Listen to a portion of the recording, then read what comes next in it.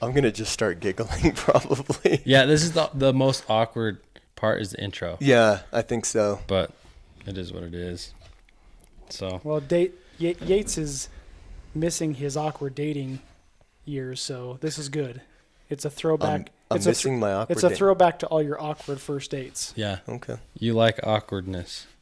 So here it goes. I don't know about that, but. Welcome back to another episode of the Muley Freak Podcast. I got together a couple of friends, and famous friends at that. We've made it.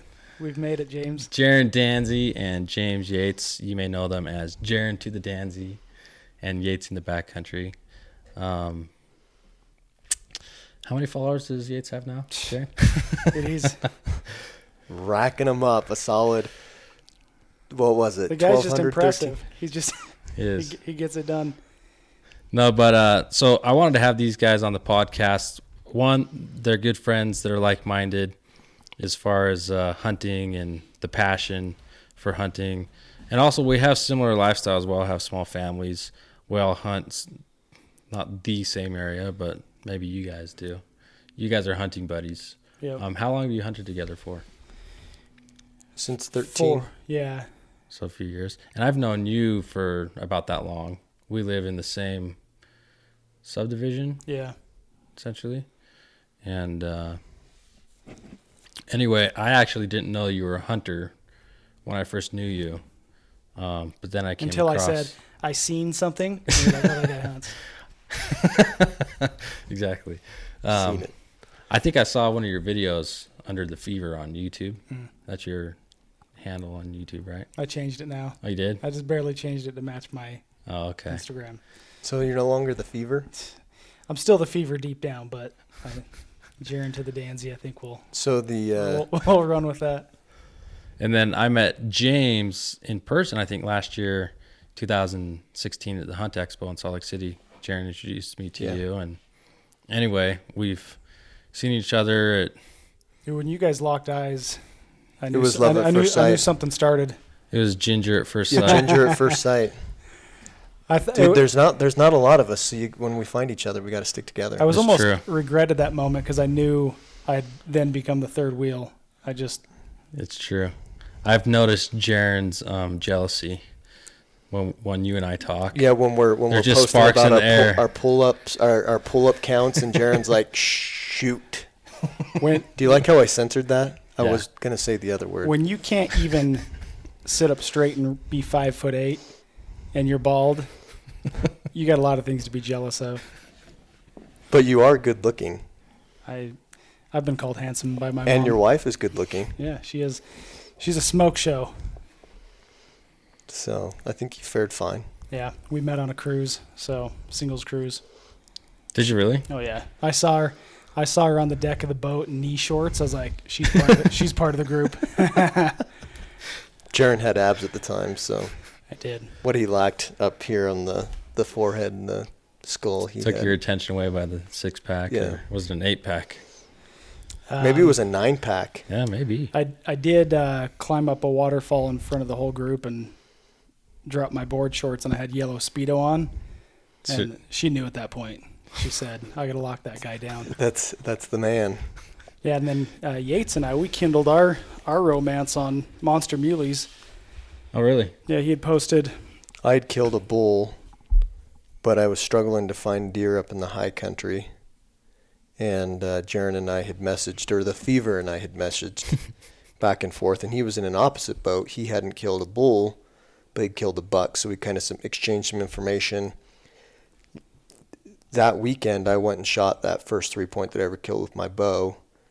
And then the whole next week, we focused on trying to get you a cow or spike or bull or whatever. And right out of the bat, we got on awesome opportunities both times. The first time and then the time we went up with Bryce. I had a sight failure. It was cold. It was probably 0. Or less, yeah. It was cold that morning, and we had some bulls work up a draw. There was 5? I think 5, like nose to rear, all in a row, quartered away, looking back at us. Three of them were like 300 class bulls. I mean, it was so perfect looking. And so I range it and I go to turn my dial and move my sight. I had a slider and the dial was turning, but the sight was not moving. And so it just wasn't grabbing on because it was so cold. And that was unfortunate. And so that sight only lasted me another 3 days and I'd got a new one. But yeah, that's how Yates and I started. And it's kind of that like-minded thing, I think, because he geeks out on stuff a lot more. Because he's an engineer. Because I'm an engineer. Yeah, which I appreciate because Engineered. I ride those coattails as far as bow stuff, and I think he drives me to be better that way, to get on task better. But yeah, we're just kind of big dumb animals when it comes to sacrificing sleep and scouting a ton and trying to try to get better every You met online and it's been a good fit since. Yeah. If people, we're not necessarily an eHarmony couple, but I was gonna say. we're close. Close to it. They should have. If we were on Tinder together, I would have swiped yes. Yeah, there you go. Yeah. They should have a website to find hunting partners. I think they should. Maybe we should. Hey, that's a group, There you go. That's a group idea there.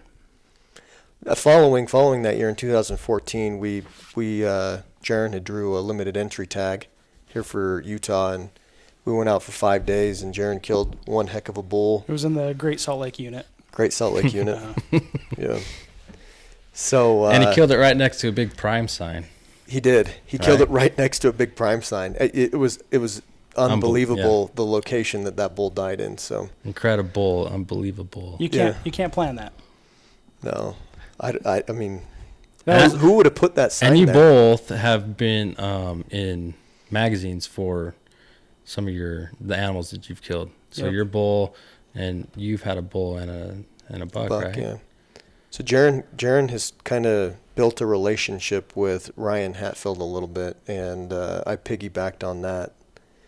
And yeah, Jaron wrote a cool article in the Elk Hunter, and when I had my turn at success in 2015, I wrote an article about the deer that I harvested, Triclops, and the bull that I harvested here on the front as well. So how wide was he? Triclops was almost 35 inches. Not quite, but just about. He's awesome. He's an impressive deer. I really like that deer. Yep. 3x4, so. Yeah. I was very fortunate and scouted a lot and turned him up and was able to shoot him in an escape route. So you guys hunt the Wasatch Front, and a lot of people have heard about that, and I don't like to talk about it a lot because the first rule of the Wasatch is don't talk about the Wasatch. It was that David D. Austin's rule, right? I saw him post about it. It may not be his rule. Yeah, I don't know. It probably goes back to. It's tough because, because like you sent me a picture, I knew right where you were. Yeah, I was like, what the heck? And, how did they know that was there? That the unit's big, but the concentration of hunting's in a certain handful of spots, and so.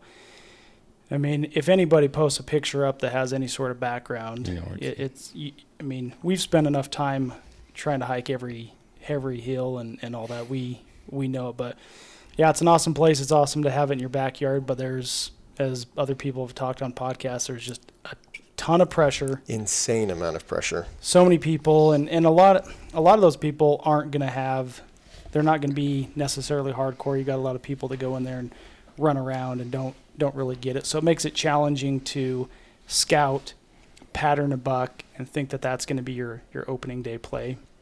It doesn't seem like that happens too much with many deer just because there's so many people running them around. But it's awesome. It's awesome to all summer long to get up and we might have to go in more depth about the Wasatch Front, not to talk specifically about areas, but just in general about, it's becoming famous, people coming in from out of state. People are killing good deer. What people have to realize is the amount of work that it takes and luck involved.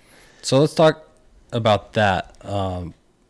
First of all, I know that you two work very hard when you hunt the Wasatch Front because of where you're at this point in your life. In life, yeah. That's a good point. that's where I think Jaron and I really do well on the Wasatch Front, because we both have very demanding careers. I'm a chemical engineer, often work 50 plus hours a week. I have a 1-year-old at home, a wife, who kind of grew up a little bit with a hunting family, but herself doesn't hunt. So she's pretty understanding. But ultimately, you know, I'm a family oriented guy, so if I'm going to go hunt, I've got to sacrifice something somewhere, and that generally ends up being sleep. Mm-hmm. You got a demanding job, you got your family time spent with your son, time spent with your wife. So what's left to give? That's generally sleep. I know that's pretty much the same boat for Jaron. Yeah. But it's worth it, though. I mean, I feel like we know that we need to sacrifice to, when we're home, we're a good husband, you know, because I know that I'm not the best husband when I'm taking vacation time and I'm taking time away from being with the family. That's not appreciated so much by my wife. So it's like, when I'm not there, I need to make sure I'm literally here and I'm not just at home, but I'm somewhere else. I need to be home and I need to be with my daughter. I need to have conversations with my wife. She needs to know that when I leave, it's not because I don't want to be with them. It's because I love hunting so much, and that's my passion. So, and I think that's a challenge too, is just trying to make sure it's quality time with the family while we're there. But yeah, because it's a sacrifice for anybody to leave. I mean, it's not like my wife is happy to send me out the door. She dated a guy for 5 years before she met me, and he guided a little bit, was a huge hunter, so she didn't have the greatest taste in her mouth for hunting in general, and so it's a little bit of an uphill battle. But I didn't know that. Yeah, she knows that I love it, and it's kind of funny because she'll when it gets a little bit out of hand, she's like, "You were not like this when we dated." Mm-hmm. You're right. I've heard that. you're right. I've heard that. I really. That's probably why Angie doesn't like me so much. Yeah, Yates has been a bad. If you were to influence. here's the engineering geek in me. If you were to graph Jaron's time spent hunting over the last 4 years, I guarantee it's probably gone up since. We've got time on the x-axis and like devotion on the y. There you go. No, but to add to that, a lot of Jaron and I's hunting together, scouting. You know, oftentimes we divide and conquer both in hunting and in scouting. But a typical schedule for us would be, I generally go to bed late. So and Jaron's in the same boat. So I go to bed 11, 12 o'clock at night, and sometimes I'm waking up at 3 a.m. literally to go scouting, to get to some of the higher basins here in the Wasatch Front. And I scout, and then I run down and into work by 9, 10 o'clock. And then I work generally 9 to 10 hours, get home and spend a couple hours with my boy. Then it's doing chores, settle down and have some quality time with my wife. She goes to bed, I do a few more chores, then I go to bed myself and repeat. So I get to be, by the time the hunt comes around, this last year, I think both of us, both Jaron and I, were actually pretty burned out by the time hunt started, just in scouting. We were patterning a pretty special buck that ended up getting busted out of an area because of 4 cats and a bear. But that's something that we're gonna have to keep in mind this year. Not getting burned out before the hunt starts. So what are you gonna do different? So I like the scouting aspect for the exercise. Mm-hmm. So that's maybe why I'm pushing myself. But maybe instead of scouting so much, maybe I'm just going on a trail run that I could do faster. Not necessarily. That would involve scouting less. I hate to say that because I just enjoy it so much, and it's easy to say it now when I'm getting a solid 6-7 hours of sleep. But I really think. Were you feeling burnt out? Yeah, that last week or two before, just because it was like 3 or 4 times a week. Because we felt like it was crunch time. I mean, last year we had tried to go to new areas that were ridiculous because we're like, hey, we would rather get away from the pressure, because we'd said this. We'd rather have like 170 bucks and hopefully have not a single soul around, rather than go to these other common spots where we know there's 180 plus bucks, but 200 inches but even. fight the hordes. And so we had a couple bucks in mind, and then we tried to find some other spots, but it was really weird. I mean, we weren't seeing anything, and it was almost like the last couple weeks we started to finally turn them up, but it almost felt like we didn't have a plan. It's like June came around, we're like, okay, this year's going to be awesome. We'll have it dialed down. We'll find our buck, and then we'll just hammer that spot over and over and over and over.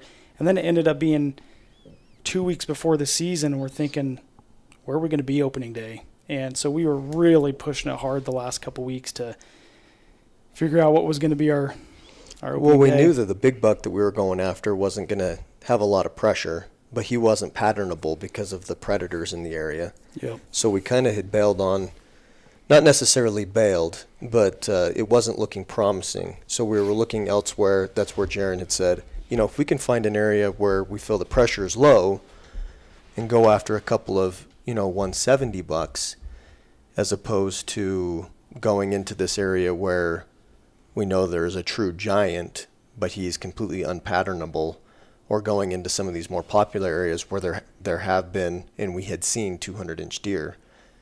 So you really have to take that into account.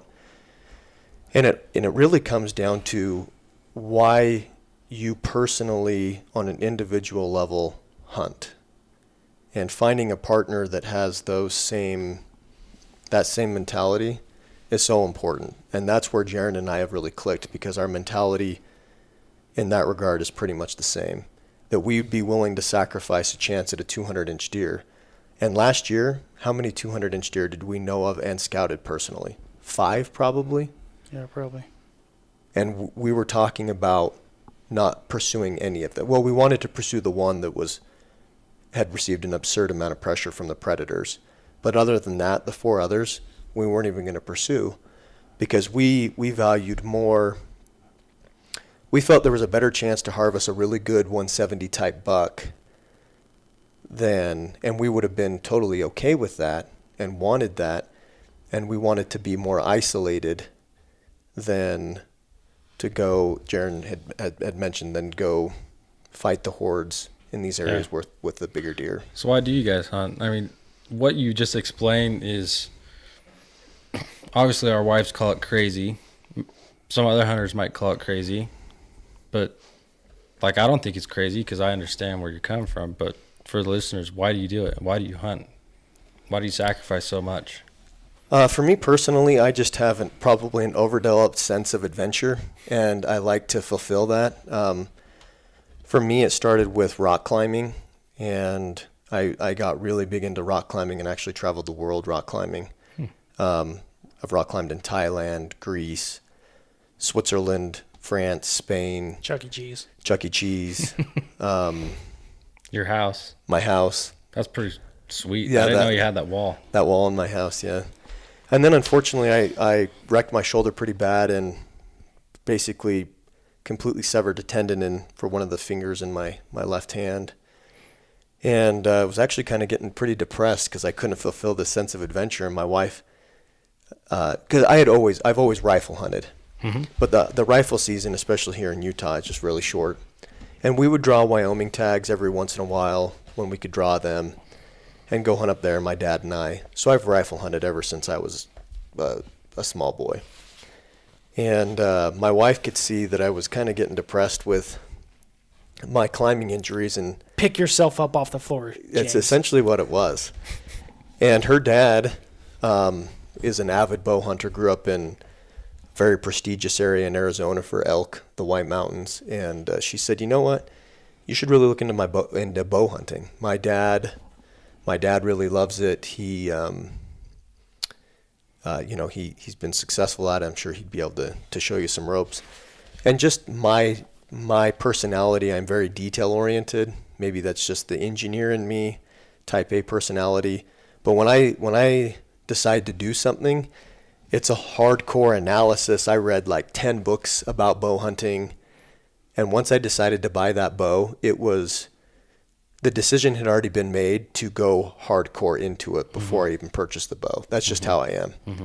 So once that happened, I had actually put in for a general season deer tag rifle, and I actually didn't draw the tag, but my dad drew a tag, and we decided we'd bow hunt together. So I went and surrendered it and stood in line and bought 2 archery tags. Anyway, that year, fast forward, I scouted a lot, read books from Cameron Haynes and what's the Dwight guy's last name? Shoe. Yeah. And that first year, actually harvested a 5-point bull raghorn on the front and a pretty decent 3x3. And that pretty much hooked me, being able to harvest both animals that I was pursuing, especially on an area with as much pressure as the front. Killing a bull that first year, my first archery harvest, really got the blood flowing. And ever since then, it's just been pretty much all I want to do. I mean, literally. My conversations revolve around it. My thinking revolves around it. We're all there. If we've gone like a day or two without talking about hunting, I'm like, oh, Is no. Yates okay? Oh, no. Do you find someone else on huntersonly.com? So he does it for the adventure, and it sounds like you channel that, your personality just engorges this passion. Yes. What about you, Jaron? To me, I love being outside. I curse in my own mind and probably audibly out loud every day because I'm in traffic. I mean, I'm commuting. My commute was an hour and 10 minutes home today, and I hate it. I hate it, every second of it. At least I can listen to... That's why he's the podcast king. The podcast, because it's like, what else am I going to do? How far do you have to drive for work, James? About 25 minutes. And yours depends on traffic, because I go through the same thing. Yeah, so that's why we listen to so many podcasts. It just drives me crazy. So I mean, I work in corporate America, live in the suburbs, and I don't cling on to it. Like if I had my choice, I would live in the boonies, and I would have access to the mountains. I'd love to work from home, and that's what I would love to do. So, I mean, for me, it's totally escaping everything I do day to day. And I'm grateful for my job. I actually love what I do, but I don't relish it like I do going up in the mountains. I mean, when we talk about getting up early, hiking at 3:30, 4 a.m. in the morning in a headlamp and it's dark, you can see your breath. I mean, that's uncomfortable, but I love it. Like I miss when I can't go be uncomfortable out there. You're seeing it start to get light.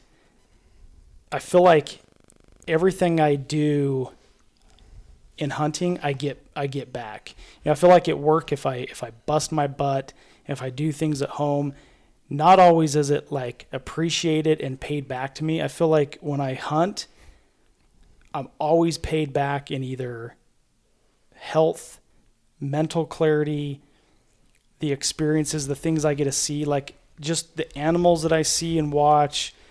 It's just neat to be up there. And so it's such a divergence from my day to day. Like I crave it because it just is a dose of peace to me in another way. Because like I love my family and I get peace from my family, I get peace from church, I get peace from conversations, but that is on such a different level of just individualism, how Yates and I kind of divide and conquer. I mean, we're always talking about hunting and the deer and everything and planning together, but a lot of the times I'm solo.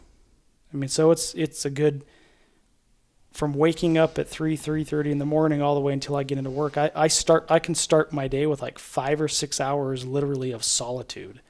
And so, whether the deer's big or small, I mean, Yates and I both got, 3.5-year-old deer last year. If even that. A 2.5-year-old deer with good genes, maybe. Yeah, we want bigger deer. And my goal is not necessarily inches. It would be great, but it's more about an age class now. And I think that's just a push for me personally. I started out missing deer and not harvesting any. That's pretty common. I missed deer because I didn't practice enough, and I didn't do what people that knew what to do told me to do. I didn't do it. Once I started doing it, then I first shot a doe, and then it was a 2-point, and then it was a 4-point velvet. So there's always been like this progression to push myself. And so it's always like the drive. The same person that golfs over and over and over. You feel like you never master golf, and you just can't master this sport because the animals are always trying to beat you. They're trying to survive. And man, it's awesome. There's a difference between going out and scouting and watching them all year from a distance, and even if you get some close encounters, but typically it's from a distance. But the moment that opening season starts and that day you're walking into the hills now with a bow on your pack, the game has totally changed because now you're a predator. Now you are so conscious of how the wind's blowing. You have the butterflies. It's awesome. It is so good. Open day comes, you have those butterflies, and you get the sweaty palms. And I've always had, I don't know if I call it a problem, but I always have anxiety when I hunt because I'm so. You get those taco pits when you hunt, right? Because you're so sweaty. Everything's sweaty. But I call them like tortilla pits. But your anxiety's up because it's like, man, I just want to be successful and I want to do everything right. But then they calm down a little bit after a while. But I know exactly what you're saying. There's just nothing like it. Being in the outdoors, getting that sense of adventure, challenging yourself. But I really liked how you explained it in that it gives you fulfillment. Like you have your job and you have your family and all that. And, well, job is totally separate from family as far as fulfillment. Job is a means to an end. Family is like the end, like the end all, be all, the purpose. But then you've got these other needs in your life. And hunting can fulfill that in so many different ways. When you were explaining how you like to be up there at 4 a.m, it's all dark, you see your breath. Like some of my favorite times as far as you just soak in the surroundings and it's like you're almost so grateful for being there in the moment. For me is like, I don't know what you call it, right before sunrise. It's just so awesome to be out there and experience that. And that is a huge part of being a hunter and going on those scouting trips. And then to go into the difference between scouting and hunting. Scouting's cool because it's almost like when you find deer and you find a nice buck, you have that sense of accomplishment and it's exciting. And then you get addicted to that. Like I want to go see that buck again, or I want to go find more animals, or I want to find out their pattern. But then that second opening morning hits, it all changes. It's a different game, different mindset.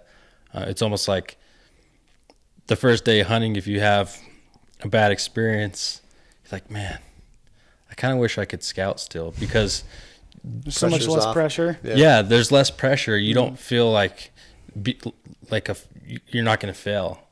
But then you get into that killer mode when you have outsmarted an animal and it all comes together and you end up killing it. And it's just like, yes, all that hard work paid off. At that point, hunting, I wouldn't say that's the pinnacle of hunting, but it's definitely why you hunt, is to kill an animal. Oh, sure. I think, why do each of us hunt? I mean, that's what we're talking about right now. And there doesn't have to be one reason. No, it definitely doesn't have to be one reason. And I, as we've been talking about this, I've contemplated and definitely there's a sense of adventure, but you can go out and have adventure without carrying a weapon, right? Mm-hmm. I mean, I did that in rock climbing. Mm-hmm. So ultimately, for me personally, hunting puts me in unique areas. It puts me in beautiful areas. It puts me in new areas. And that new areas thing is something that part of the big sense of adventure for me is exploring new areas. I've told Jaron a lot of times that, we have the Wasatch Front here at our fingertips, and if you know how to hunt it, you can kill some big deer. But because of the sense of adventure that I have within me, I would gladly give up. There's two different mentalities. You could go and hunt the Wasatch to death and you could kill a big deer. You put in the time, like Jaron said, you put in the time, you're going to get rewarded. I have a hard time throwing all my eggs into the one basket because I really, really, really love to hunt new areas. Last year, a lot of people would say that I spread myself too thin. I hunted on 6 different tags last year in 4 states. And one of those hunts, I only devoted 4 days to it. It was Labor Day weekend in Idaho for elk. And, that's a lot of money to go throw away to 4 days of hunting that were not even optimal. The elk weren't bugling.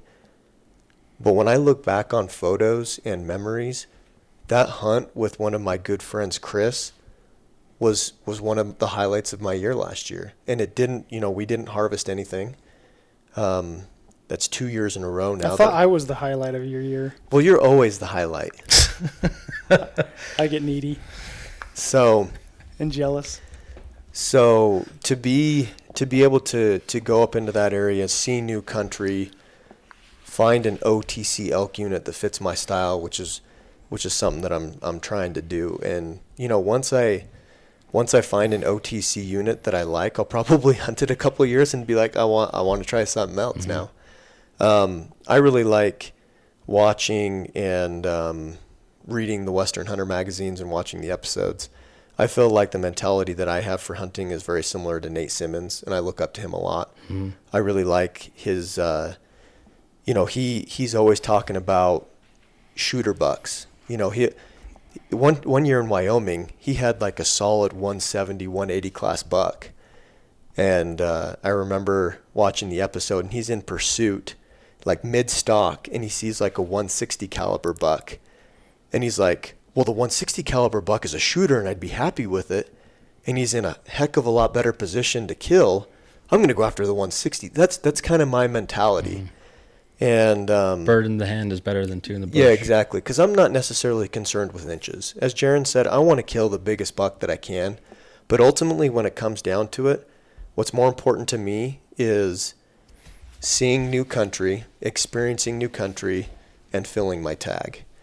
Filling my tag is pretty important to me. It doesn't necessarily have to be the biggest animal. And I kind of have floating standards. Early on in the hunt, my standards may be pretty high, but by the end, I'm willing to take a lesser age class buck just for something that I call maintaining the killer's instinct. The ability to go from not harvesting or shooting an animal with a bow to all of a sudden being a lethal killer isn't a snap of the fingers. It's something that takes practice, not only shooting, but practice controlling your emotions, practice controlling buck fever, and the only time you get to control that is if you're practicing it. So if you never practice that, and when I say practicing it, you really can't practice it. You have to shoot animals to be good at shooting animals. So to me, if I ever get to the point where I'm consistently harvesting 180 class bucks and 330 class bulls, I don't know if anybody's ever going to get to that point where they're just super consistent. Anywhere they go, they can kill it. But to get there, you're going to have needed to do a lot of legwork and have honed lots of skills, both shooting and internal skills, controlling your emotions, sort of thing. Well, like our bucks last year, so it was kind of cool because we've hunted the Wasatch now for a number of years, and yeah, I mean it is that floating standard, and it's kind of what gets you juiced. And so Yates and I, killed our bucks out of the same tree stand last year. A spot that we found. You found. It was the week after the opener, and cool little spot.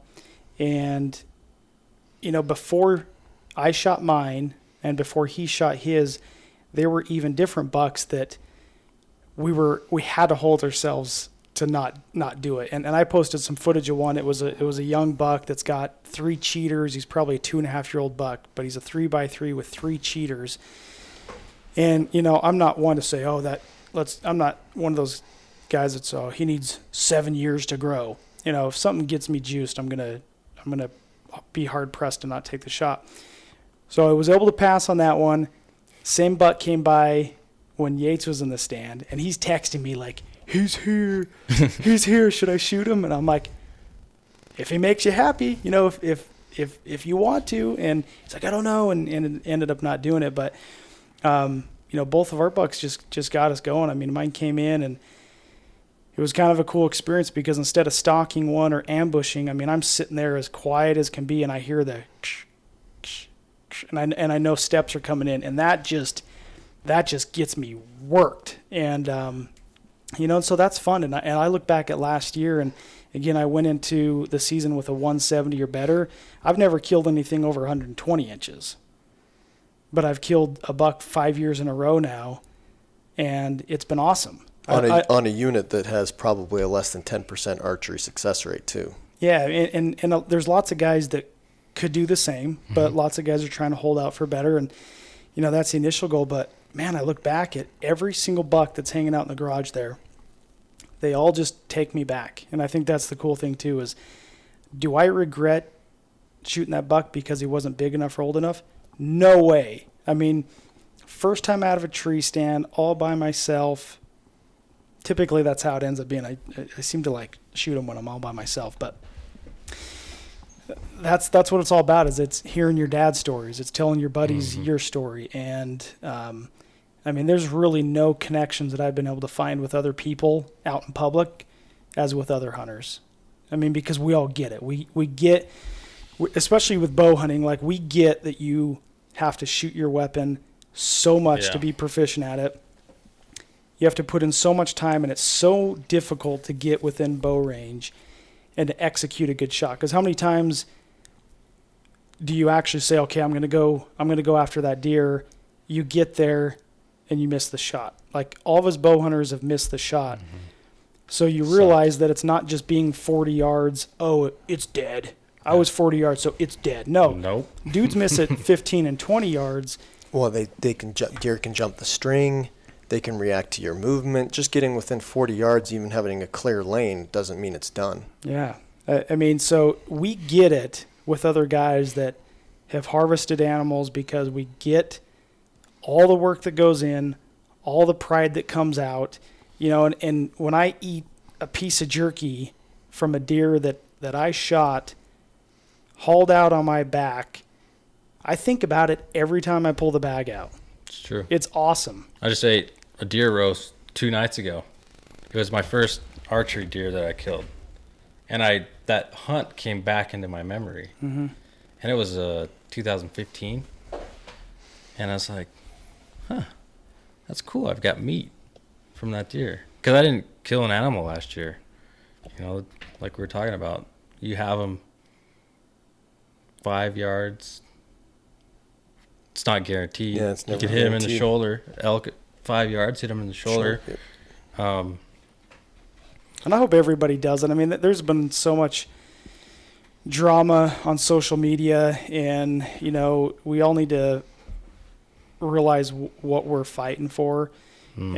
And I just, to me, like when I see, because my whole social media is filled with hunting. I mean, it's basically like 1% family, 99% hunting, which is probably a bad way to have it skewed, but like that's what I love. That's what I use it for. And it's unfortunate to see just a lot of the backbiting and stuff, but I'm not perfect at it, but I wish everybody was more supportive of everybody else. It's like, hey, if you got the cat shooting the 2-point, congratulate him, because he probably had some work that he put into it. And if you get the guy that's passing up deer to be a trophy hunter. Well, hey, why don't you thank him? Because if he goes home with tag soup because he wants a big deer, well, he just helped the deer numbers be one deer bigger. And well, I guarantee you take any hunter on social media, maybe not any, but the majority of them, and sit them at this table and have a conversation about hunting, we're all going to be friends at the end of that talk. I guaranteed, yeah. It's, you get egos, you get jealousy. And that all comes out fame. through the keyboard. I don't know what it is about the keyboard. It's like road rage. Yeah, exactly. Right? Good point. That's a very similar you're safe comparison. behind the objects between you and another person. But once you would never act humanize that way, it, yeah. once you get face to face, it's like, I don't know what it is. Like, are you vulnerable now, or do you just like remember that you have to be respectful because they're not an object? You're human. You're talking to another human. Yeah. You maybe forget that through the internet. Well, one thing that I love though, and Yates is really good about this. When he posts pictures, he doesn't trickle them out to tease people and get, hey, if I can, instead of posting all 5 pictures at once, that only gives me this many likes. He doesn't care about likes. But what I love that he does is he'll trickle out the pictures because each one's accompanied with part of the story. Mm-hmm. And I'm not as good about it, but he's really good because of his nerdism that he just gets really detailed about it. But to me, that's how the whole evolution of this hunting's been for me, where it came from not knowing anything to being so appreciative of the process. Like, I would much rather be able to look and know the story behind a 2-point and know what went into it and what that person did for it than the 220-inch deer that was not worked for as hard. And so everybody's going to hunt their own way, but me personally, because of how I've had to scratch and claw at trying to soak everything in and really just learn for myself, I love those that are fighting for it. And so when I can read his story or read the other stories about the trials that went into harvesting that animal and what they had to work for, I'm all there with it. I mean, that to me is just biting into a big steak of, hunting story for me. I love it. I love being able to know the backstory behind the spike or the 200-inch deer. I love the backstory. Yeah, everyone loves a story, and everyone likes to see big animals. So when you combine the two, it's like, and I don't use the word epic, but it's an epic story. But it's also, doesn't really matter, like you were saying, if it's a forky. There's a story to it where it's like people love movies, right? They love stories. They love plots. If I remember right from high school English, you've got, the story, and then you have the climax and the resolution. People like that build up to the climax and then the resolution. They like to see the happily ever after type thing, because we as humans love that interaction. We don't just like to see the, what do you call it, whack 'em, stack 'em, the grip and grin. Grip and grin, yeah. The grip and grins, yeah. Where you see these hunting shows that it's just like, all right, we're going to shoot that animal right there, and boom, it's done. It's working out, showing the area, how you hike in, showing the struggle that you have to find the animal. There's just small stories within the story, and all of a sudden it comes together. Like, I think Western Hunter does a really good job. I was just going to say that the Western Hunter, the stories that they choose to run in their magazines, and also the episodes on the TV show. Going back to Nate, I mean, I relate really well to Nate Simmons because he's an archery guy like myself. But I love the emotion that you can see in him when a stalk goes wrong, or the amount of work.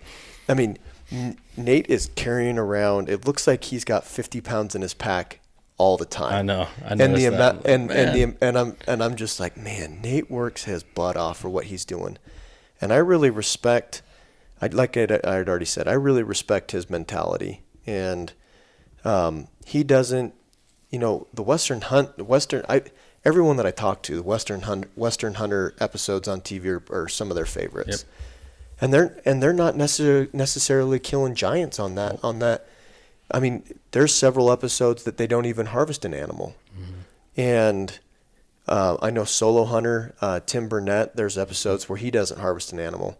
And I know in the beginning, when when this new aged hunting show started coming out, those guys probably really questioned, how is this going to be received if we're going to air an episode that doesn't end with an animal dying? And I think it's being received very well, because personally, last year I felt pretty successful. I had 6 tags and I filled 4 of them. 3 of them were archery. And so 2 out of 3 hunts I harvested on.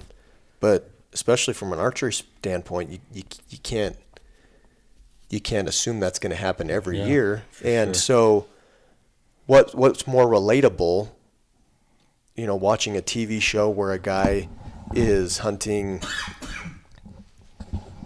and killing, drawing special tags or whatever, hunting private property and killing 200-inch deer?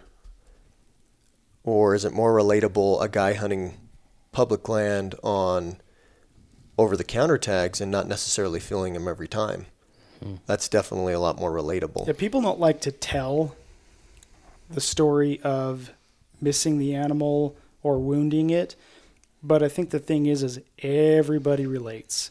And we want to paint a good picture as hunters, and we're trying to do things as ethically as possible, but everybody relates to it. I mean, you have a miss, and people know that sucks.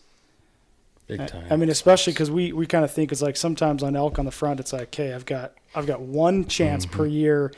You can almost one solid It's chance. almost like if you blow it, you're done, and it's heartbreaking. And so people love to see the success, but people can relate. I think relate the most to those heartbreaks, because we're all fighting for it. We're fighting for time. We get up there and we hurt, and maybe we aren't pushing it as hard as we thought we were during scouting season. And we all, it's not easy up there, but it's awesome. I hope that you and I can hunt together more. For sure. Yates and I have had a lot of hunting, and well, I'll have the same tag next year. Yeah. No, definitely. Jaron you'll be the odd man out though. 2 gingers. If Eric he gets jealous, I got to remember that. Yeah, Jaron does get jealous. maybe I'll wear a red wig and You would actually fit a wig fairly well. I don't like wigs. If I wear a wig, I overheat. My body's too used to losing all my heat out of my head. A toupee. So I can't, there you go. I can't do hats A and toupee. wigs. I overheat. But magic marker. You could get a red magic marker. That would go pretty well on the skin. I got the low maintenance.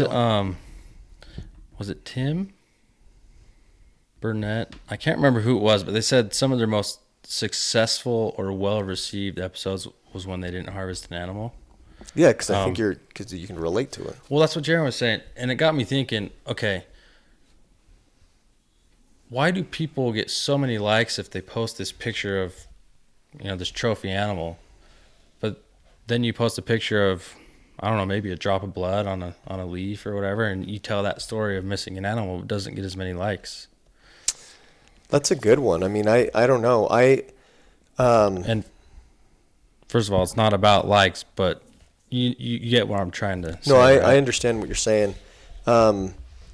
There's a group of guys out there. One of them's a really good friend. The guys on Instagram who do the call, or the Instagram name Hunt the Front. Mm-hmm. And I really like them because they're guys that, regardless of the size of an animal, they're giving props and reposting photos of anybody who's out enjoying themselves on the Wasatch Front and harvesting an animal, without regard for the size, the frequency of which hunters do it. And I make it a point, because I keep who I follow on Instagram pretty narrow. Pretty much tie it to people that I personally know. he's stingy. I'm a little stingy. Facebook, I've got a whole lot more friends on Facebook. But Instagram, I want to see all of my photos in my feed. But I feel like if I were to follow any more people, I wouldn't get through them and I wouldn't see it all. So I don't necessarily see all these people who are hunting the front and harvesting animals, but I make it a point that on at least on the Hunt the Front and any of my friends that are harvesting an animal, regardless of the size, the sex, I try to make a comment. Yeah. And that's important to me because I feel like I want them to feel supported in the decision that they made. I want them to feel supported that I support their decision, that I support them as a hunter, because ultimately if it's legal, you shouldn't be criticized for doing something that's legal. Somebody should be it's not this way, but it should be this way. Somebody should be just as proud to post their 2-point as the person that's holding their 200-incher. There should be the same pride there because we're all at different stages, and that person should hopefully love that. If you're not going to be happy with a 2-point, don't shoot it. Don't shoot it. But if you shot it because it got you going, Juiced. and you're proud about it, man, post it up. Heck And there shouldn't be shaming in small deer. We should stop shaming people. Well, it all goes down to, why do you hunt? You don't hunt for other people, most likely. You hunt for your own reasons. No, and Yates and I talked about that before last season even started. Like this is about us and doing exactly. And we almost went and hunted in a spot that we didn't see very many good deer, but we're like, that is the coolest country. Yeah, because we wanted to go like camping there. We're like, can you imagine how cool it would be to hunt that country? It was like high country Colorado on the Wasatch Front. It was just, there weren't that many deer, but we really were going to go do. Jaron went up on a trail run to look for water like 2 days before the hunt. And we hadn't even seen anything over 170 in the area. And we were going to go hunt there for isolation, the sense of adventure. And I already said isolation, but the fact that we probably wouldn't see anybody else up there because there was no big deer. Well, just newness of terrain. Yeah, there's an area that just mix it up. I look at every day I drive home, and I want to go there because what you just said.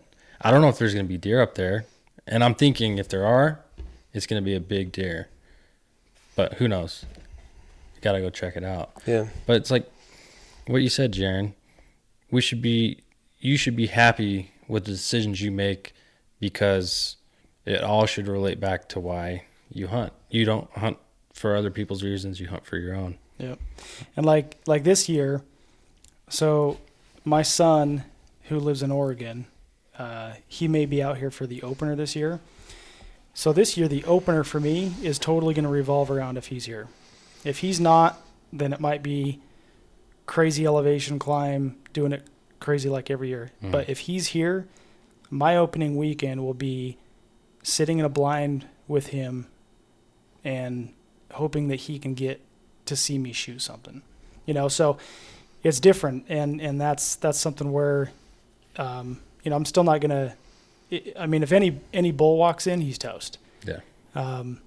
But I would love more than anything, more than any size of deer, I would love to see my son gripping and grinning. Yeah, I would love to see him experience that. And so, whatever it is for whoever it is, we just gotta do it for our own reasons. Because if we're trying to do hunting, if we're trying to do our career, if we're trying to do our workouts, if we're trying to do anything for other people, to me, there's just not going to be as much joy in it. It's not going to last as long. That's a really good point. After, and you knew that I went through this. After 2013, I was in the right place at the right time on a 5-point on the Wasatch Front bull, and then I killed a decent 3-point, and that was my first year archery hunting. So I'm expecting that I'm going to double up on a buck and a bull on the Wasatch Front every year. That's how I was introduced to it. And then I come to find out that that's seldom done. But I went head over heels into it. I worked my butt off. I accomplished what I wanted to accomplish. I roll into 2014 with an extreme amount of pressure. Jaron and I had located and spent an insane amount of time scouting a deer that we called Stallone. And there were a couple other bucks that were close to 200 inches in the area. And I was convinced that we were going to get one of those killed. And I held out to kill a 200-inch deer. And 2014 ended up being the worst season of the 4 seasons that I've archery hunted, I enjoyed 2014 the least because I wasn't being me. I was captured by this, I got to kill a big deer. I got to, not necessarily even to get social media likes, because at the time I wasn't even really on social media. I didn't even have an Instagram account until 2015. So I told him to get with it. Get with it.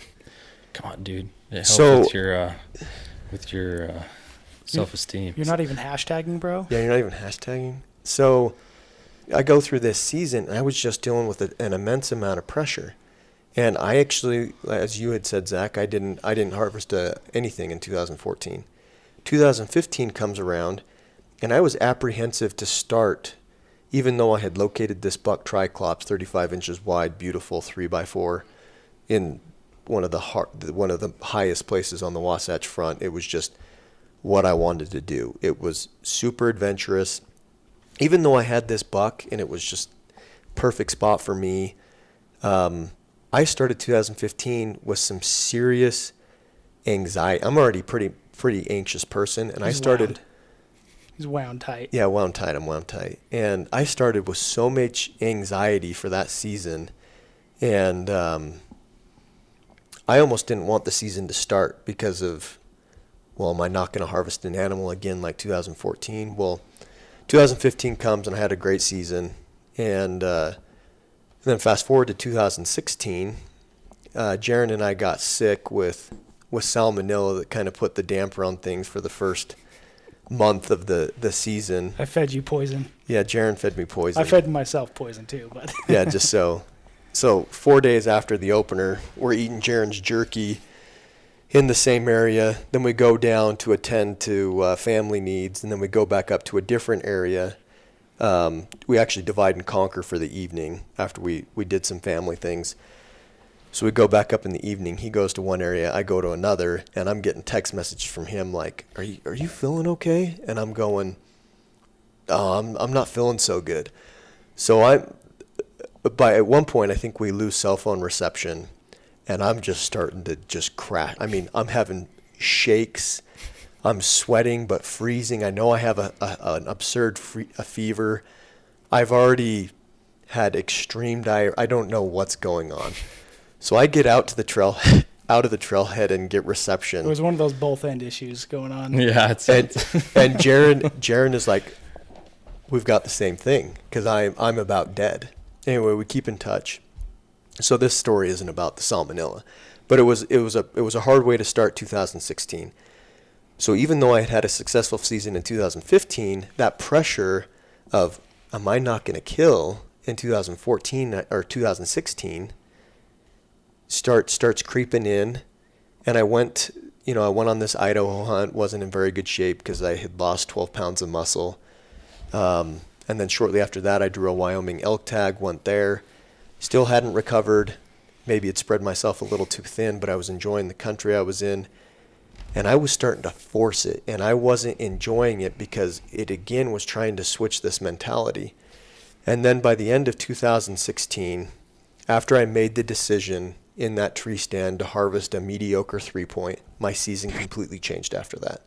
After I harvested that 3-point, I was the happiest man on planet Earth because I remembered the reasons why I personally hunt. And from then on, Jaron and I hammered the front hunting elk.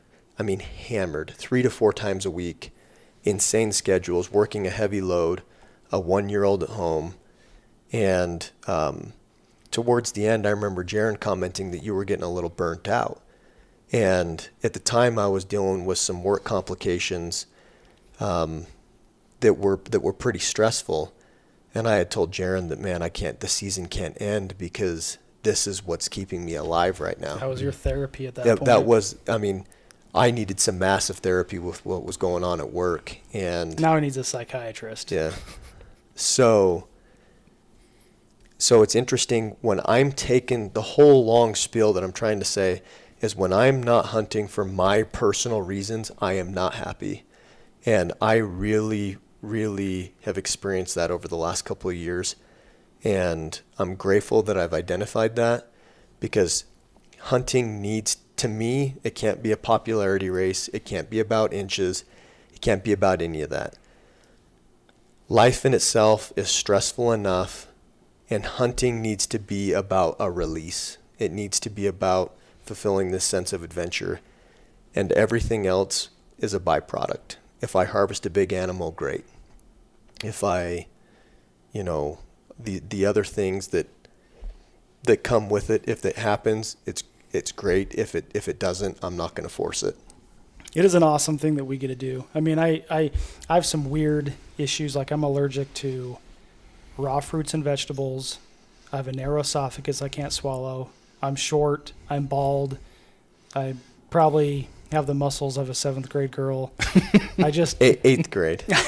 I don't have much going for me, but I like the fact that my legs work. I can climb up that mountain and I have it close, and so yeah, I mean, I think it's awesome. I mean, it is absolutely, consider yourself lucky to be able to get out there. And I've talked with my wife about out-of-state hunts, and this will be James and I, at least my first out-of-state, but we'll be able to hunt together. And I told her, I mean, I do not know how long I can do this because, I've got terrible family genetics. You can tell by looking at me. But I don't know how long I can go hunt high country. And so I want to take advantage of it. I don't want to do anything but just max out on loving every second of it. So Carpe diem. Yeah, I consider myself grateful to be able to do it and look forward to it. And man, it's good memories, and I love that we can talk about it and share it. Yeah. And my best friends right now are people I've met through hunting. Definitely. I mean, it is such a common denominator of experience that my best friends are all hunters because we get it and we share it, and it's kind of a deep burn. I mean, bonds are made in trials and tough times. Yeah, bonds are forged. Yeah. Yeah, James and I have gone through some crap on the mountain, and that's why we're such good buds now. Yeah, I've heard multiple world-class hunters say that their biggest piece of advice to other hunters is just to have fun. Yes, exactly. I mean, that my whole spiel that I took 5 minutes to say, you summed it up in 2 words. Just have fun. 3 words. 3 words. I'm an engineer and I can't I thought you were going to count. say have fun. He's not. And then he said just have fun. fun. And then I wasn't going to say anything. An engineer that can't count. But his good friend did. Yeah. That's okay. Jaren's got my back. I may help Jaren with the masochism and the details, but Jaren's my reality check. Sometimes I call Jaren or text him and he'll say, James, stop being James. Stop going all James on this. Yeah. I've heard that phrase before. Yeah, stop being, and a lot of people know it. You'll go to the front archery, and I love the guys Towson and DC, and they walk in, and there's another friend that I have named Chris Perkins, who's just like me, just OCD over the top. And we both shoot prime bows. It's hilarious. So we go there, and we talk about the same thing, and everyone else thinks that we're just totally over the top ridiculous, but Chris and I can relate. And everyone at the front makes fun of us for it. Well, as long as you have someone that will listen to you, that's all that matters, right? Yeah. Well, it's cool, too, that podcasts like this have taken off because, like you've said in a lot of your closings, you guys appreciate people listening because there's a lot of options. But that's what's cool is I can even have more hunting, like as if there was more hunting to be had. My wife thinks that's crazy. But there is. I mean, I can hear more stories, and this is what I love, is I love to be able to hear people's story because it's hard for people on social media to tell the story. Yeah. It's hard for TV shows or magazines to truly, my elk story, there's no way that I wrote that the same way that I could tell you For sure. the story. And so these podcasts are awesome because you can hear, and like the ones I listen to, I can seriously picture myself like Clint, as he's talking about his stories going after those big bucks. Like, I can picture it, and that is cool because we all love it. We all want more of it. And if I can learn and put myself in people's shoes by this medium, it's super, super cool. Well, it was a couple years ago that I realized that after my rifle deer hunt, that I was depressed for, a couple months after that. Because it was over? Yeah. Mm-hmm. Because you're putting in all this effort and you're, I don't know. Your daughter's like, "What's wrong, Dad?" Yeah, Dad. Hunting's It's over. okay. I love you. Hunting's over, honey. But I had a friend who runs marathons tell me the same thing. They'll prep for a marathon, they'll run it, and then afterward it's like they go into this almost depression type thing. But what you were saying, the podcasts help. It's like Sure. it The helps you with magazine that. articles, the TV shows. Bow hunting it has almost helped with that as well, because you were saying earlier in the podcast that you rifle hunted, but those seasons were so short. But Yeah, it was because of our extended hunts that we can go on archery here in Utah. It helps with that because you can go on the weekends for such a long period of that, time. and it's easier to draw archery tags throughout the Yep. West. Mhm. So that's where the rifle deer hunt was an event. It wasn't Yeah. a way of life for Yeah. me. But archery has become a way of life because, I could have gone up and scouted. I don't know what it was, but when I donned the bow, but that doesn't make sense. When I donned my bow, when you wielded. Wielded, yep. yeah, when I wielded the bow, just reading all the books and how important scouting is, I really took to it. And I grew up rock climbing and trail running on the front, so I know. And when I say trail running, most of it was ridge running off trail. So I just, even before I started bow He hunting the actually Wasatch Front. speed walks with calf socks. That's what he's not trail running. Oh, okay.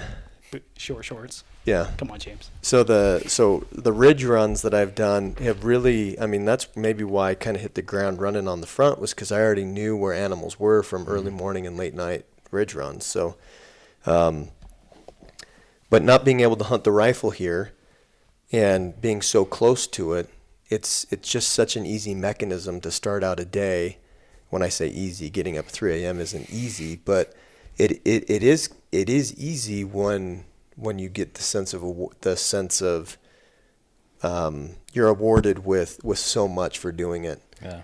Beyond the animals that you see. Well, what's cool is we go into work and we sit next to our coworker, and they've gotten up and they've just eaten their bowl of Fruity Pebbles and they've Had gone their into coffee work, or whatever. and we have been up and At down 11,000 feet. Mm-hmm. We have seen stuff that they may never see ever because they don't sacrifice that time, and we get to see that over and over. I mean, how can you not count that as incredible?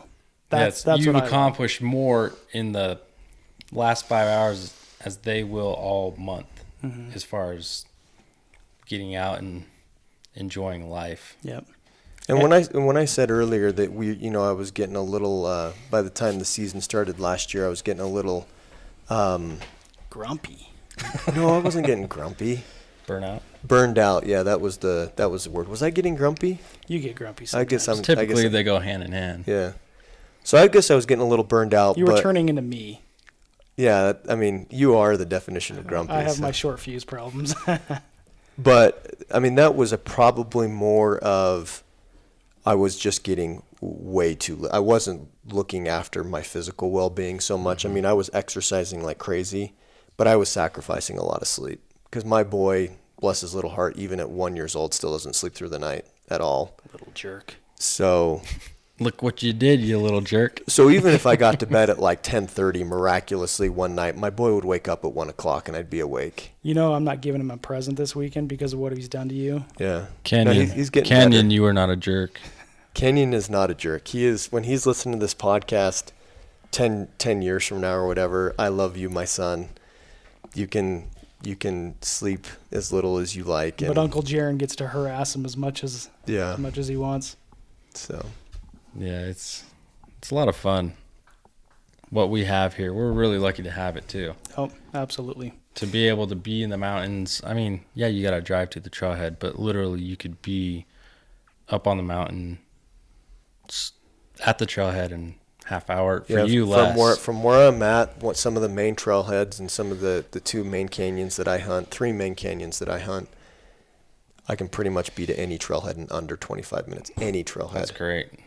Well, I hope people, regardless of how, whether you rifle hunt, bow hunt, whatever state you live in, I hope that people will take more action, because like I've been listening to a lot of the, backcountry hunters and anglers, with For sure. Ty and Josh have been doing a great job, getting their voice out, and with Randy Newberg and all those guys have been doing an awesome job. And so, man, I look at it, and if this got taken away from me, because I gave up all my hobbies. I don't golf anymore. I don't do. You were never good at golf. Yeah, I'm awesome at everything. Golf is lame. I don't do anything anymore because it all goes towards that. And if that got taken away, if I could only hunt like every 3 years, or all of it got restricted, I mean, that makes me panic. And so Yates and I have talked about it too, that sometimes when you see something posted about that, it doesn't seem like it gets any attention. People For just sure. kind of swipe on past. And Remember when I was posting all those things on Facebook? Yeah. And I'm the same way. I and post I'm like, a lot of that stuff, and it doesn't get any attention. No. So this guy wrote this 5-part or 4-part article. Don't let Yates count. He can't count up that high. So Yeah. just call it parts. I won 2, and apparently I don't know 3. Well, I shared these. So the way the guy did it was pretty cool, because he knows people aren't going to read a whole long article, so he broke it up into 5 sections and released 1 section per day, Monday through Friday. And I was like happy to wake up and see that it was released because I could read it. But what it was doing is it was educating me on the whole land transfer thing that you're hearing about, how the states are wanting to get this federal land and get it back from the government, the federal government, and have it become state-owned land. Anyway, it was talking about why that's not a good idea, and I would share it, and it's like I feel like Noah and the Ark. You're warning people that this flood's coming, but they're like, whatever, dude. Like, it's not going to happen. It's not going to happen.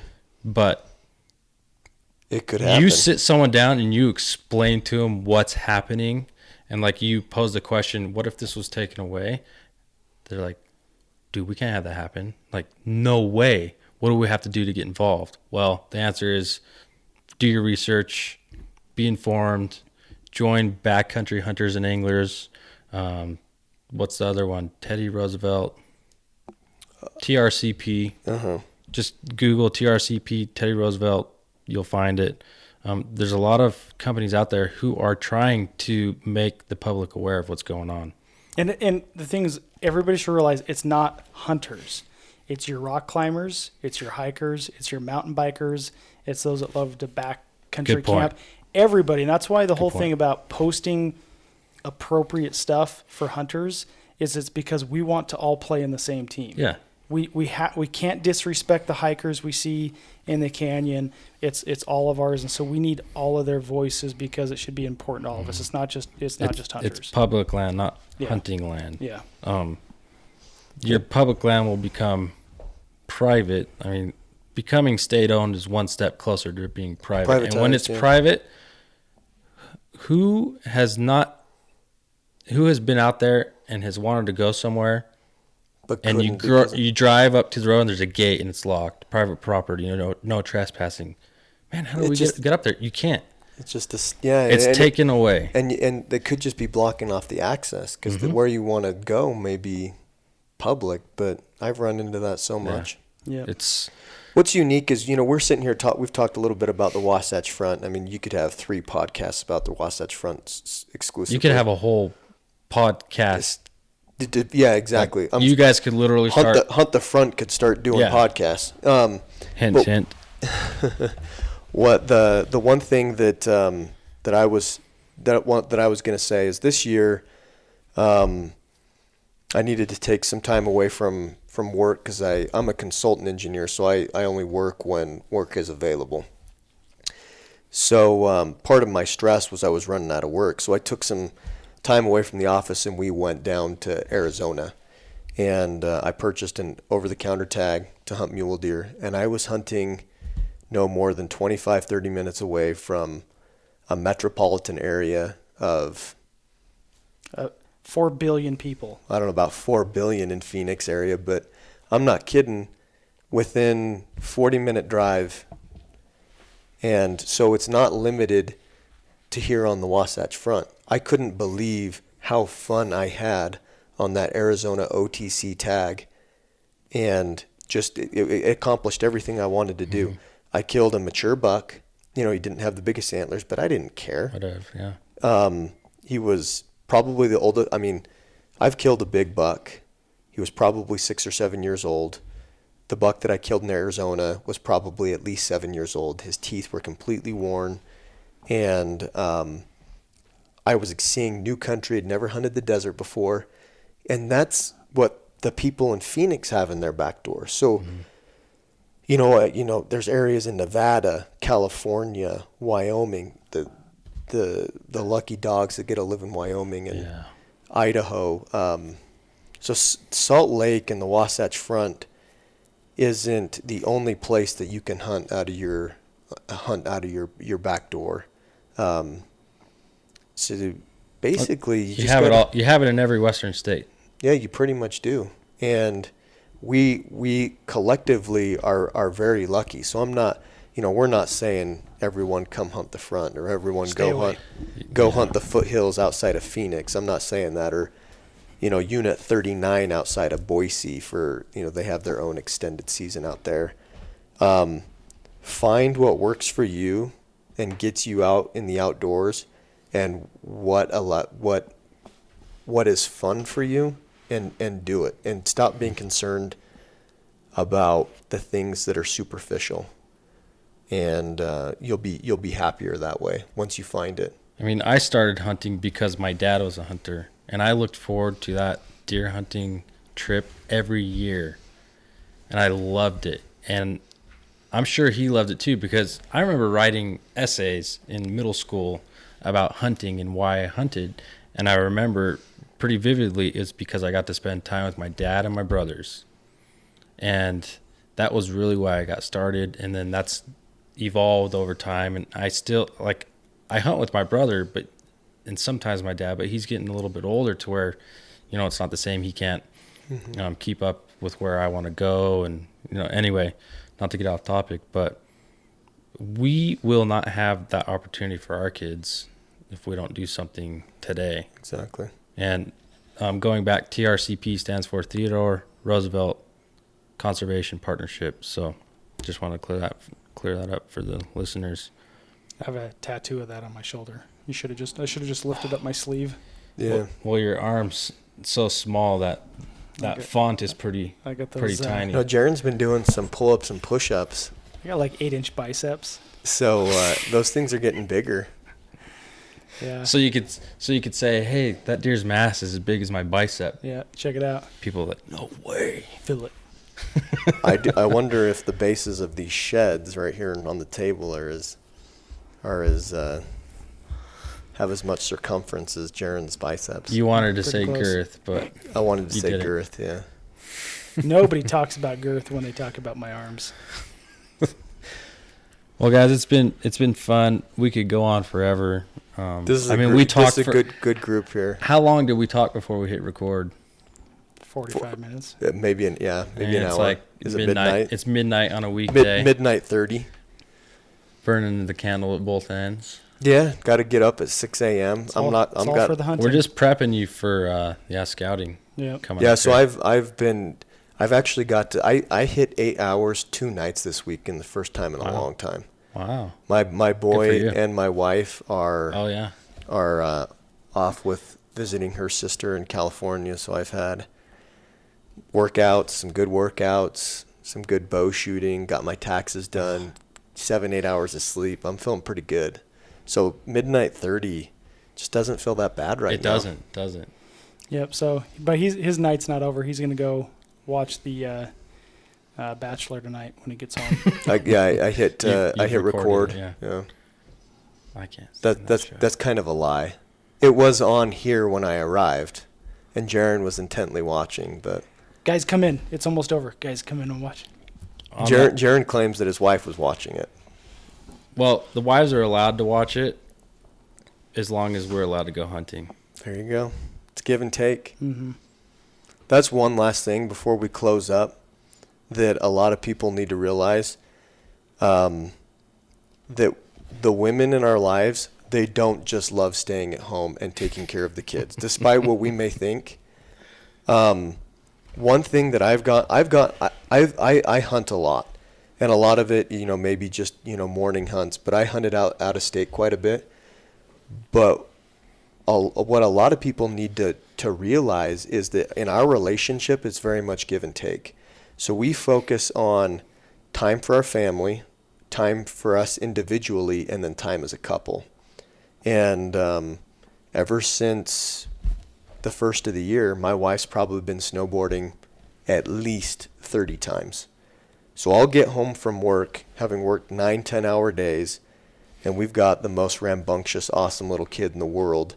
And for 2 or 3 hours, I get home, and I'm already burnt out. I'm hungry, and my wife goes to snowboards, and, I take care of the kid, get him to bed, do the dishes, do all that, clean up dinner, prepare for the next day. But because she gives me my time in the fall, I repay that. Mm-hmm. And that's something that, everyone's family situation is going to be a little different. But if we reach out and help our wives as much as they help us, I think the hunting, the time away from the family can come a little bit easier. Yeah, hopefully when we leave, things are good at home. Mark Smith in his expo, Mark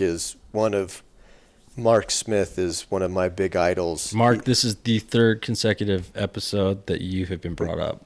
That's good, because Mark is a great guy. Mark deserves it. He's awesome. Mark has mentored Jaron and I, kind of helped us. We've tried to help him here on the front. Just really a really good relationship with him. He's a stud.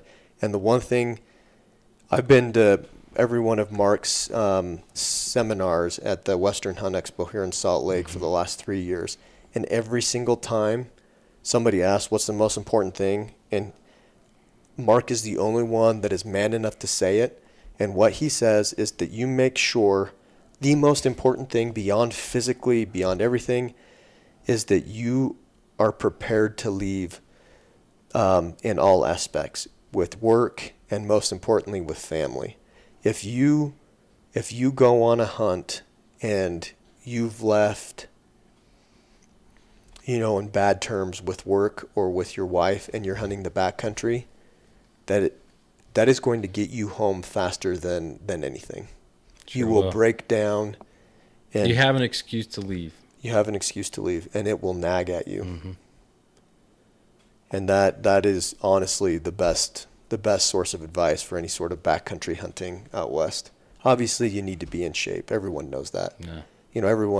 Cameron Haynes is so inspirational in what he does, and, there's the Zach Griffiths and, just all these guys who are pushing the fitness. I think everyone's starting to get that you need to be fit. But equally as important, you need to be mentally fit. And that requires preparation. For sure. And experience. Well said. Thanks, guys. I concur. Well, as you can tell, we have a good time talking. Who doesn't like to talk about hunting?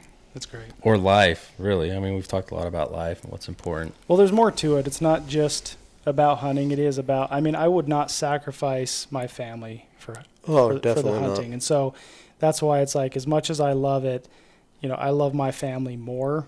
And, and I hope nobody's sacrificing watching their kids grow up and important stuff for it. But being able to find a good balance is ideal. So well said. It's hard to do that when you're obsessed with something, but you'll be happier and have a healthier lifestyle. I'm not saying that I've got a perfect balance, but you do have a perfect balance. Well, I'm talking about in my life, not my physique. I was looking at your biceps to pecs to Actually, I have small boobs, small pecs.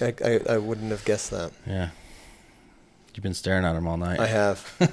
Just happens that the microphone's right there. Yates is flaunts his. I flaunt mine. I've got pec envy. I can't help. I have pec envy of Aaron Van Workum. He does. He's got some I can't help that It's I good fill out my practice. shirt. Hey, This is coming from Zach, the guy who was 10 minutes late because he had to get a workout in. It's true. Hey, when you get in a routine and you miss a day, No, it's true. It's true. it nags at you. I say that I'm not much of a gym guy. I do push-ups, pull-ups, climbing, and I run a lot. Yeah, I do kettlebells and pull-ups. Pull-ups. Can't There stress you go. pull-ups enough. But yeah, when I target the days, today I didn't want to run. I had some serious intense meetings at work, went and did my taxes, knew that I had this podcast. I was like, I've got an hour and 20 minutes. I can sneak in a 5-miler. Went home, 5 miles, did a mile cool down, showered, Nice. jumped in, came here. I don't think I could ever sneak in a 5-miler. I'm not going to talk about what I did or didn't do today. I heard cookies, milk, ice cream. Cookies were good. Thank you, Jaron. Well, thanks, guys. I've had a lot of fun. Thanks, Zach. We're going to do this Thank again. you. I say that to every guest because I've just loved all the guests we've had. Everyone's really cool. But it's really easy with you guys because we're friends and we live close. Man, I wish Eric and Aaron lived closer. We could have like a big group discussion. That'd be pretty fun. But Make it happen. we'll talk to you guys later. You guys better go to sleep. Yeah, I've got a 30-minute drive. I mean, you guys live close. That's true. I got to go mean, north 30, 40 not minutes. that- You can sleep on my couch. Yeah, then I got to go north for work. So Yeah. I get to pick up my family tomorrow, so I'm Oh, excited. cool. Yeah, thanks, Zach. All right. Talk to you guys later. Thank you.